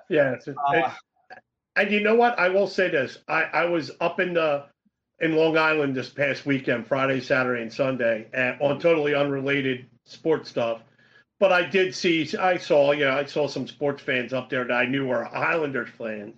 And I thought, hey, what do you think about this year? Because I thought, I wanted their honest opinion. They're not very excited either. They just think they're going to be, it's a burn year. It's a boring, they're thinking that nothing's going to happen. And they might, and look, I always say that Philadelphia fans are very intelligent. New York ones are too. They're not stupid. So you can't just force stuff past them and expect them to eat it. You can't tell them it's chicken, or filet mignon, and you're feeding them broccoli with, chicken liver. You know what I mean? They're not stupid either. So I just think they're a little disappointed. I don't know if it's disappointed so much as I thought they were uninterested almost, which might be even worse. Yeah, you better to be disappointed. At least that's an emotion, Yeah. I mean, I mean, you think of where they were 4 years ago and how much excitement there was around the Islanders in 2000, and then the following year in 2001. I mean, there was so much excitement. They're back-to-back conference finals, and everybody, the Islanders fan base was energized in a way I haven't seen in decades, for God's sake. And it just seems that it's all been frittered away. And I think. Look, Lou Lamoriello's had a long and successful career as an NHL general manager, but I think it's time. I think it's time for some fresh blood in there. Maybe kick him upstairs, let somebody else take over the reins as a general manager, and try and see what they can do to kind of get this team back on track. Because right now they're on a treadmill to nowhere. Yeah, definitely. Yeah. I think you look at a fan base that went from excitement when they got their new building. And then when they didn't quite make it, you got a little angry that they didn't do more to push them over. Then it became indifference, and now I think we're settling into apathy, and that's the worst. Yeah. That's where they're at. But there's still a lot of excitement for the New York Rangers. Mm-hmm. And while they only added Riley Smith and maybe in the market for, a lot more to add if they can somehow work out the salaries, there's a lot there. They lost Jack Roslovic. Didn't really fulfill his the hopes that he had when they acquired him. Alex Wenberg, Barclay Goodrow, that was a contract they wanted to get out of. And Eric Gustafsson was very serviceable for them. So they might have an issue on that third pair, and it's something that it could be addressed later on. But this is still a team that you could see could take another kick at the can with another deep playoff run. Yeah, absolutely. I mean, the goaltending is still solid with Shesterkin. You still have a Norris contender and Adam Fox patrolling your blue line. Kondre Miller, Braden Schneider. I mean, they provide solid depth on that blue line up front. Plenty of firepower still with Artemi Panarin and Chris Kreider and Mika Zibanejad, and you've got the emergence of Alexei Lafreniere. A year ago, we were talking about him getting traded, and now they wouldn't give him away for love or money. And now it's Capo Kakko, he might get traded. Maybe this is the year that he gets the fire lit under him, and he turns around and finally steps forward and fulfills expectations. We'll see. If he doesn't, I mean, the reason why they went and got Riley Smith is because they need that depth on right wing. We'll see. That's still kind of an issue for them unless somebody like Kakko steps up or, you get to the trade deadline and maybe you find somebody there. The whole Jacob Trouba thing was kind of interesting for a couple of weeks there in late June and early July. They weren't able to trade him, but this is going to be Jacob Trouba's final season with the New York Rangers. I think he knows that they're going to want to get rid of him after this season, because it was very apparent that's what they were trying to do, because they wanted to get into free agency and they wanted to shed his contract, and they tried to peddle him to Detroit before July 1st. And he's just like, oh, no, you don't. I still have full no movement clause till then. So, yeah. I think up $8 million. Yeah. And it's going to be interesting to see how that goes. Well, I think he's going to be professional about it. I think they'll be professional about it. He's going to give them the best that he can. But I think this is his final season, and I think they're going to kind of rally around him too. So it'll be interesting. I think that they could. I think they're a legit cup contender. I still think that they can do it, and especially depending on what they're able to do at the trade deadline. Yeah, I definitely can see them making a push. Yeah, definitely too. Another team who seems to be past their prime. I think they made the appropriate move with the prospect trade we talked about with McGarty and Yeager. The Pittsburgh Penguins have kind of been in limbo, forced by their lack of acceptance of reality in the very beginning. Now the necessity of what's going on with Sidney Crosby. So they part ways with Riley Smith, Jeff Carter, and Pierre-Olivier Joseph. They recently picked up Cody Glass, taking a flyer on him. Maybe he'll shatter the glass ceiling finally. You wait for that one. Anthony Beauvillier, streaky scorer, Matt Grzelcyk on defense, and of course the aforementioned Kevin Hayes, who might be trade on Jeff Carter. But I just don't see anything going on here. I just got to be very, very frustrating. Flyers went through quite a few seasons like this prior, like right after they won, they lost the cup at like 77, 78. I think 78, that year that reminds me of where the Penguins have been for like 3 years. Yeah. Yeah. And I think they accepted reality. Yeah. Last season was the slap of the face of cold reality. And you're seeing it in the moves that their general manager, Kyle Dubas, is making now. Not a full teardown, not a full rebuild. And yes, they're going to re-sign Sidney Crosby. Everybody's freaking out about that. It's just like, oh, for God's sake. Worry about it if the season starts and he's not under contract by then, right? Then you can start worrying about is he going to depart via free agency next summer. Personally, I don't see it happening. No. But regardless, this is a team that's paying for the sins of, signing Malkin and Letang to long-term deals and expecting that you could do one more run if you just bring in somebody like Erik Karlsson. Well, now reality, they know what it is. But they're going to try and see what they can do to bring younger talent into the roster and try and see if by retooling around these older guys that maybe that can help get them through. I'm not sure. The goaltending is still up and down with Tristan Jarry and Alex Nedeljkovic. The defense, I mean, okay, Letang and Eriksson or Karlsson. Louis Eriksson, yes, playing defense. It's the return. Erik Karlsson, I should say. Okay, two still good puck-moving defensemen, but they're not in their prime anymore. So you've got some issues there. And, I mean, Crosby's Crosby, coming off, another 90 points last season? Is that what he had last year?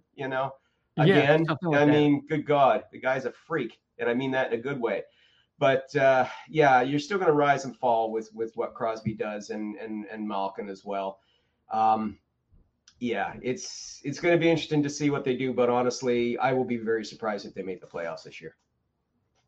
Yeah. Ironically, we were talking about stuff about other people like the Flyers. They didn't get bad, didn't get worse. I know we're going to talk about them next, but my thing is this: they got worse technically in the standings because you got a lot of teams other that, like Pittsburgh kind of stay where they at, but, Devils arguably are not going to have shit to bet again, part of my language. You got other teams in the division, in the conference, and their division that got a little bit better.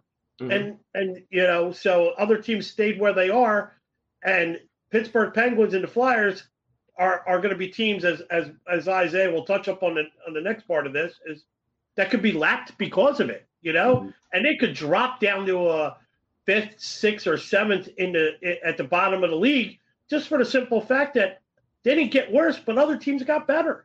Yep. Yeah. Absolutely. Crosby with 94 points last year. Pretty amazing. Yeah. Hanging on to the final years of Alex Ovechkin's career, the Washington Capitals were very, very busy. Letting go of Max Pacioretty, could never stay healthy for them. Nick Aube-Kubel, Beck Malenstein, we talked about him earlier, Nick Jensen, and Darcy Kemper in goal. And they replaced Kemper with Logan Thompson from the Vegas Golden Knights. That would seem to be an upgrade. Andrew Mangiapane, Pierre-Luc Dubois. They're in on that experiment. Now, you can say what you want about Kevin Hayes. Pierre-Luc Dubois, to me, is a bigger waste in terms of when you measure the talent versus the results. Brandon Duhaime, Matt Roy, Jacob Chikrin, that's going to be another iffy proposition there. So the Washington Capitals, they made the playoffs, even with a minus 37 goal differential. They seem to be better on paper, but they're kind of in that empty no man's land space. Well, I think they did get better. I liked a lot of the moves they made this summer. I love that they jumped on bringing Logan Thompson from Vegas. Really like that move. I like bringing in Jacob Chikrin. Jacob Chikrin played very well for the Ottawa Senators last season, and, he's going into a contract year. He's only 26. So I think you're going to see, he's going to help stabilize the defense core. Brought in Matt Roy, who I talked about earlier. Very underrated. The Kings let go. I really like that. Andrew Mangiapane, like that addition too. Mangiapane, last season was a rough season for him, but it was a rough season for the Flames as a whole. But he's put up good numbers before. So I think that he's going to be a good addition there. The wild card in all this is Dubois. That's the wild card. Dubois, when he's motivated, can play very well. He had a couple of really good seasons in Winnipeg. He had a couple of really good seasons in Columbus. Did not have a good season last year in LA. And I think now he's got something to prove here. And they're looking at putting him on the first line with Ovechkin. If that clicks, that's going to look like brilliance. Okay? If it clicks. That's the thing. Is he the right center for Ovechkin? Because let's face it, Ovi struggled in the first half of last season because, let's be honest, he was missing Nicklas Backstrom. Okay, he was missing his guy. He was missing the guy feeding him the puck, and Kuznetsov couldn't do it anymore. That was obvious too. So you bring in Dubois, and it's a roll of the dice. And they took on his full contract, so this could really blow up expensively in their face if it doesn't work. If it does, if they're the ones who are able to magically unlock whatever key is needed to bring out the best in Pierre-Luc Dubois, it could work out very well for them, and they could be a playoff contender this season. So who's their coach now?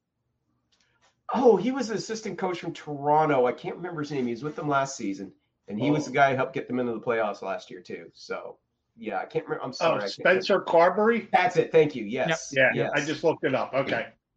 Yeah. Is he a coach that can give Dubois a kick in the butt? He's considered a player's coach. which was the big thing. They were last year that was good for the Capitals. It was good because he helped. Well, not for Pierre-Luc Dubois. That's what I'm saying. Yeah, I think that's the kind of character that takes advantage of that situation, in my opinion. Well, you look at it though. He played for a guy who could kick butt in John Tortorella in Columbus, and we all saw how that wound up ending. He wound up playing for a guy who could kick butt in Rick Bowness in Winnipeg, and we all saw how that ended. He played for a guy who could kick butt in McClellan with the Kings at the start of last season, and we all saw how that ended. So yeah, maybe a player's coach is more along the line of the guy that maybe they need. We'll see. Yep. So we come to the final team of the night, the Philadelphia Flyers. Go ahead, continue. Oh. And you'll see why in a minute. Yes. I had to get a prop. Oh, okay. I know people won't see it, but I had to get a prop. That's all right. That's never good. You guys will enjoy it. Is it Brian prop? No. But oh, you wish. Like it. You wish. So the Flyers really didn't add anybody significant, but they did shed Cam Atkinson, and it appears through arbitration they could also shed Ryan Johansen. We spoke about earlier before you got on the air. The big ad is going to be one of the Rookie of the Year candidates, Matvei Michkov. And that really is the Flyers offseason, considering this is a team that almost went to the playoffs. And basically they lost their starting goaltender and their best defensive pairing. When Sean Walker was traded and Steeler got hurt all at the same time. They fell apart. So it's like the Flyer fans feel like, well, shouldn't we have added somebody? Like, where are we at? Where is it? What's your take on where the Philadelphia Flyers are at? Yeah, well, that's part of it. I think though, again, it's they're trying to keep an eye on the future here.